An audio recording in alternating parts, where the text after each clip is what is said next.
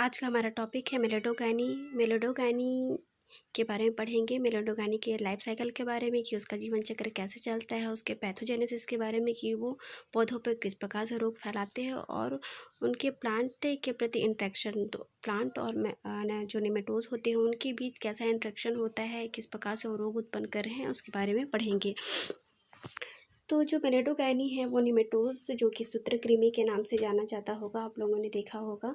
Round एक worm या फिर फीताकृमि, गोलकृमि, ये सब एक ही नाम है जिन्हें निमेटोज कहा जाता है।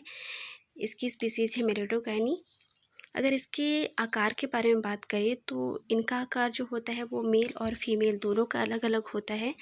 हम यहाँ मेल के बारे में सबसे पहले देखते हैं। जो मेल निमेटोज है, मेल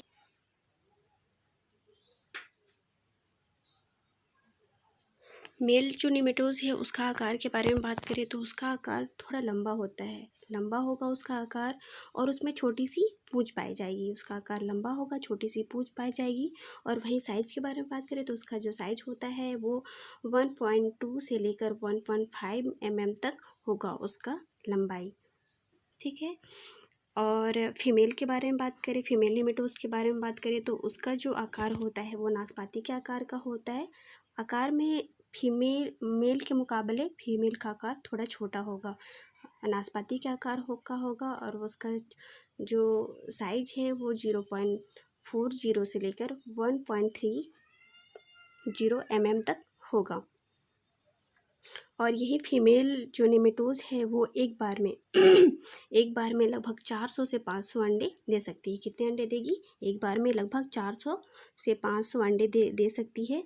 और ये जो अंडे हैं वो निमेटोज में ही एक संरचना होती है जिसे जिलेटिनस मैट्रिक्स के नाम से जाना जाता है, वहाँ पे स्टोर रहती है। और जब उनके बाहर निकलने का समय आता है तो वो बाहर निकलती है, और ये जब बाहर निकलती है तो ये समूहों के रूप में बाहर निकलती है, ठीक है। इतना समझ में आया? हम लोगों ने फिर से रिवाइज करते हैं। हम लोगों ने सबसे पहले क्या देखा? मेलेडोगानी जो कि निमेटोज की एक स्पीसीज है जिसमें मेल और फीमेल दोनों अलग अलग होते हैं। मेल जो होता है उसका आकार लंबा होता है, उसमें छोटी सी पूंछ पाई जाती है। उसका जो आकार है 1.2 से लेकर 1.5 mm तक पाया जाता है। और वहीं हम लोग फीमेल के बारे में बात करें तो फीमेल का आकार जो होता है वो नाशपाती के आकार का होता है, और उसका जो साइज है वो 0.40 से लेकर 1.30 तक होता है। और फीमेल निमेटोज एक बार में लगभग 400 से 500 अंडे दे सकती है। और ये अंडे निमेटोज की एक संरचना है जिसे जिलेटिनस मैट्रिक्स कहा जाता है, उसमें स्टोर रहती है। और जब उनके निकलने का समय आता है तो वो समूह के रूप में बाहर निकलती है, ठीक है। तो इतना अपन लोग देख लिए। अब आगे देखते हैं।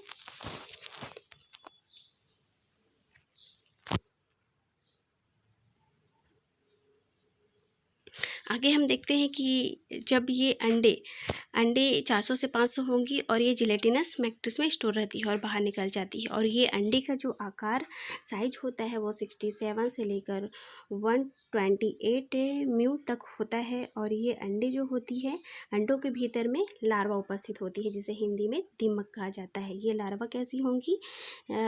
लार्वा जैसे अंडे के भीतर और एक अंडा बोलना चाहिए, उसमें एक कवच के समान संरचना होती है, ठीक है, कवक के। और ये अंडों के बारे में बात करें, एक के बारे में बात करिए तो इनकी 4 अवस्थाएं होंगी। कितनी अवस्थाएं होंगी? इनकी 4 अवस्थाएं होंगी।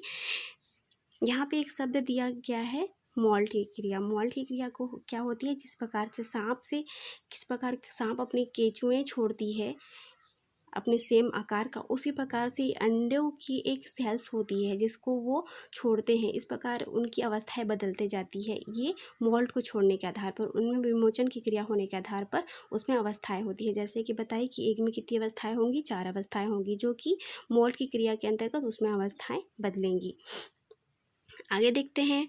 जब जो अंडे की प्रथम विमोचन की क्रिया होती है, मतलब प्रथम बार जब अपनी केंचुएं छोड़ती है, उसके बाद वे द्वितीय अवस्थाएं को प्राप्त करती है। प्रथम अवस्था की जब उसमें केंचुएं निकलेगी, अपने कवच छोड़ेंगे, तो वो द्वितीय अवस्था में प्रवेश करेंगी। और ये जो द्वितीय अवस्थाएं की निमेटोज हैं उसमें उसका जो आकार होता है वो कृमि के समान ही दिखाई देते हैं, छोटे होते हैं। उसमें छोटा सा पूँछ होगा और आकार में थोड़ा लंबा होगा। और यही जो जो निमेटोज हैं वो जो द्वितीय अवस्थाई के निमेटोज होते हैं वही क्या करते हैं, वही पौधों पर संक्रमित करते हैं, पौधों पर इन्फेक्शन करेंगे। वही वो किस प्रकार से इन्फेक्शन करेंगे, सबसे पहले वो अपने दिमक, अपने लार्वा का अंड कवच छोड़ेंगे। अंड कवच कहने का मतलब उसमें जो कवच पाया जा रहा है उसको छोड़ेंगे और उससे बाहर निकलकर वो मृदा में तैरेंगे, मृदा में घूमेंगे। इस प्रकार से जब उन्हें होस्ट प्लांट मिल जाएगा, जब कोई पौधा मिल जाएगा, तब वो उसके रूट के माध्यम से अंदर प्रवेश कर जाते हैं, जड़ों के माध्यम से वे अंदर प्रवेश कर जाएंगे। अंदर प्रवेश करते ही उनके जब उनको पोषक तत्व मिलने लग जाता है, जब वो प्लांट के अंदर जो पोषक तत्व उनको खाने लग जाते हैं, आहार लेने लग जाते हैं, तो उनकी मोटाई में और उनके साइज में थोड़ी सी वृद्धि होने लग जाती है। ठीक है, उनके आकार में और आकार में वृद्धि होने लग जाती है। और ये जो लार्वा है, दीमक है, उनके चारों तरफ एक कोशिका बन जाती है। ठीक है, एक कोशिका बन जाती है और आसपास के जो वो आहार है उसको ग्रहण करने लग जाते हैं। इस प्रकार से हम देखें कि उनका साइज किस प्रकार से बढ़ने लग गया आहार को ग्रहण कर करके।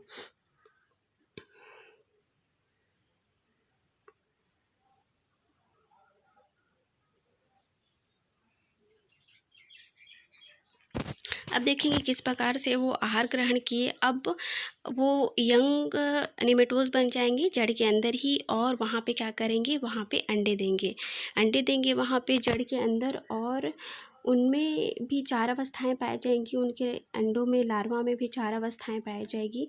और वो फिर अंडे देकर क्या करेंगी, बाहर निकलेंगी। ठीक है, अंडे बाहर निकलेंगी। और इस प्रकार से जो द्वितीय अवस्था यहाँ पे कंप्लीट होता है। अब चलेगा तृतीय अवस्था। जब ये जो अंडे हैं, जो निमेटोज है, वो क्या करेगी, द्वितीय अवस्था को पार करके तृतीय अवस्था में जाएंगी। यहाँ पे द्वितीय अवस्था को पार करके तृतीय अवस्था में जाएंगी। और ये जो तृतीय अवस्था होती है वो भी द्वितीय अवस्था के समान ही होती है, उनके उसी समान संरचनाएं होंगी।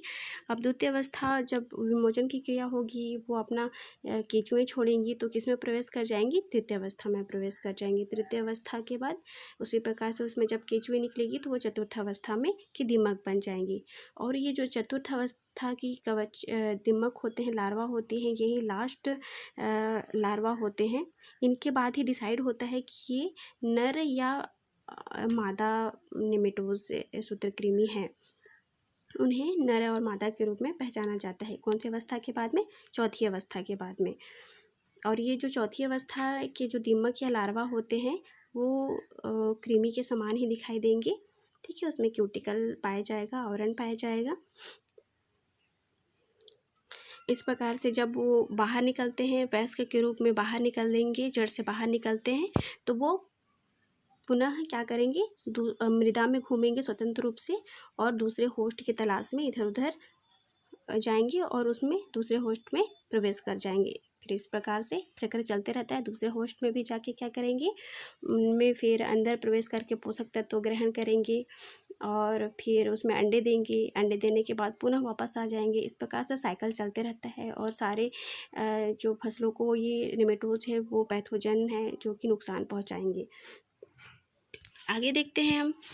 इनके जो अंडे देने के लिए विशेष तापमान की आवश्यकता होती है। वो जो तापमान है वो 27 डिग्री सेल्सियस तापमान जो उनके उचित जीवन चक्र या फिर उनमें अंडे देने की क्रिया के लिए अनुकूल होता है।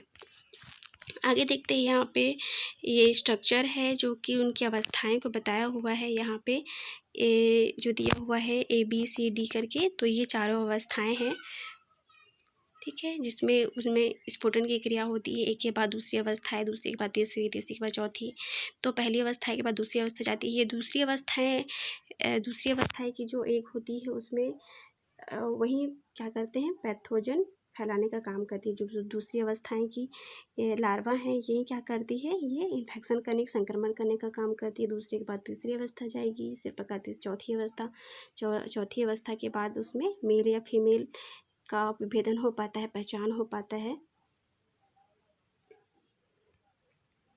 ठीक है, और आगे है यहाँ पे ये है टोमेटो का रूट है, tomato root infected with Meloidogyne species. तो मेलेडोगाइनी के कारण, नेमेटोज के कारण ये टमाटर के रूट में कुछ इन्फेक्शन हो गया, जिसपे इसकी जड़ें जो है उसमें गोल गोल गांठ पड़ गए हैं, गाल के समान गांठ पड़ गए हैं। ये जो गांठ है वो उसमें क्या होता है, जब पौधे विभिन्न प्रकार के पोषक तत्व ग्रहण करते हैं उसके बाद पौधे के विभिन्न भागों तक पहुंचाया जाता है, तब ये नेमेटोज में प्रवेश कर जाते हैं और पोषक तत्वों को यहीं पे स्टोर करके रख लेते हैं।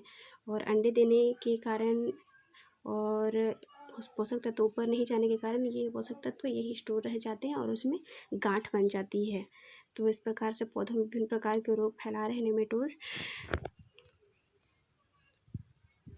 तो ये समझ में आया होगा कि नेमेटोज किस प्रकार से रोग फैलाते हैं और उनमें किस प्रकार से सिम्टम्स दिखाई देते हैं।